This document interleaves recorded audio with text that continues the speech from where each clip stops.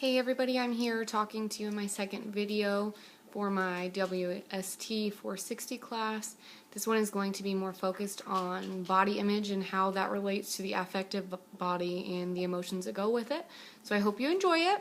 NationalEatingDisorders.org defines body image as how you see yourself when you look in the mirror and also how you see yourself when you look into your mind, and that encompasses a lot of different things. It has to do with your appearance and your beliefs and all of the different memories that you have about yourself, which is pretty important when it comes to how you see yourself and also how you portray yourself to other people. Body image is a very important aspect to our life these days because we are bombarded with everyone else's body images in the media and the unrealistic standards that we can't live up to. And so there's a lot of negative body image for girls and for women as well as men, but that affects girls and women a lot more than it does men. Negative body image is a distorted perception of your shape, or you perceive your parts or of your body unlike they actually are.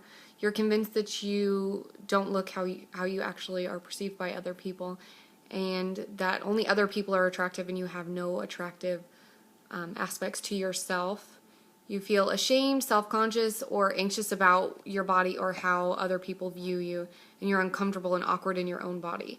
There is another side of that, and that would be positive body image, and that is when you have a true perception of what your shape and your body look like to other people, and you see yourself for what you are. You celebrate and appreciate the different aspects to your body and what makes you different from other people, and you're proud and accepting of all of your flaws as well as all of the wonderful things about you.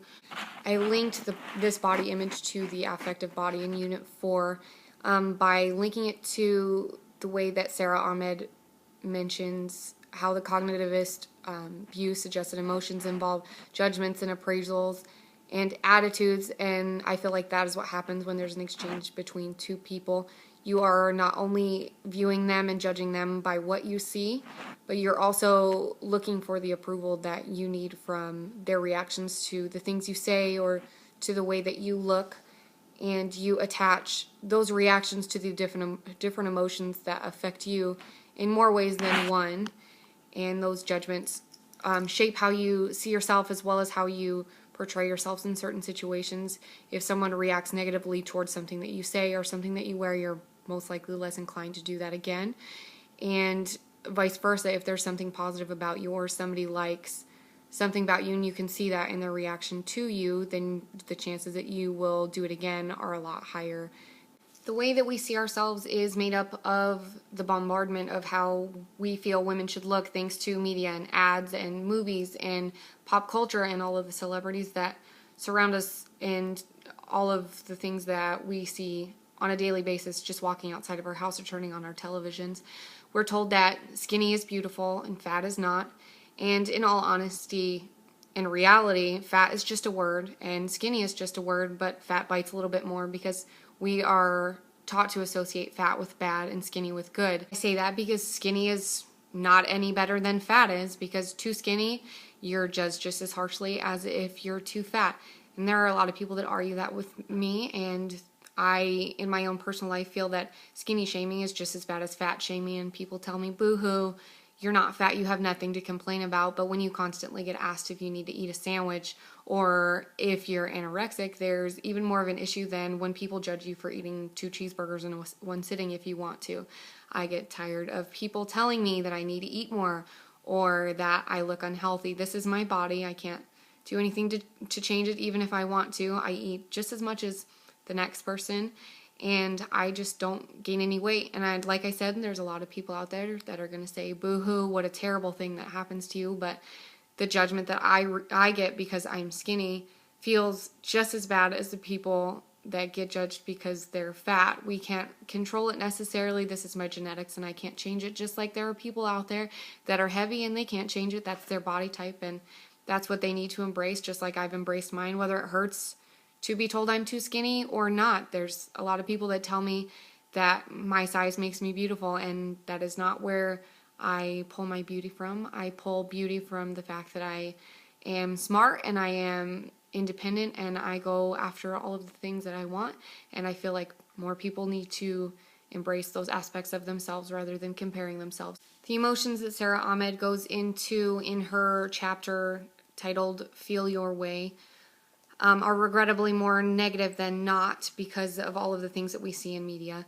There is not a very diverse community that's represented on television or online or even in print newspapers or magazines, and that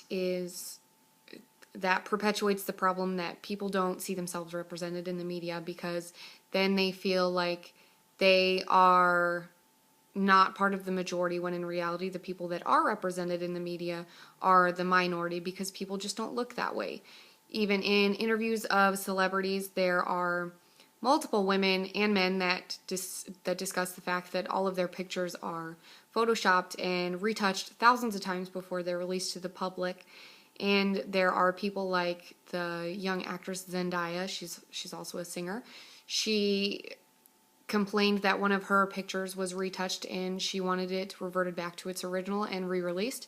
And that was done because she has accepted all of the different things on her body, and being only 19 or 20 years old and having to be retouched already, it made her very uncomfortable, and she didn't want to perpetuate the terrible body images that people have of themselves because they don't look like the people online. When we talk about our own personal body images as women, we tend to more lean into self-objectification because we are constantly worried about how we look, how our hair is, how white our teeth are, how our makeup is, what our shirts look like, does it look like on our what does it look like on our bodies?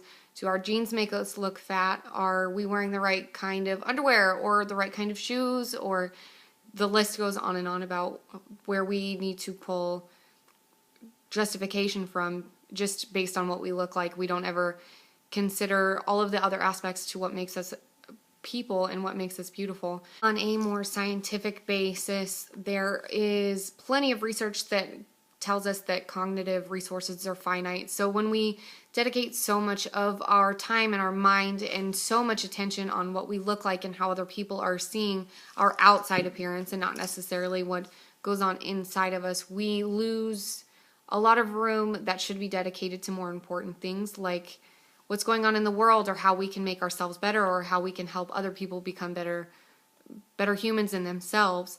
And that really is sad because we are taking so much time caring about the most superficial things when in reality our bodies are meant to do things, not just things to look at. Also in the chapter titled Feel Your Way by Sarah Ahmed, she goes into discuss the fact that emotions shape and define not only individuals but collective bodies as well. I focused more on the individual in this specific case because it is more personal to myself.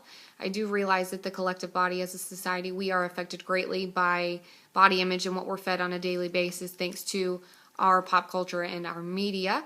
However, on a personal note, I can go more into how I've been affected by it, and I know that I'm not the only girl that feels this way, but there are millions of other girls that constantly focus on what they look like and what other people think of them rather than the things that are really important.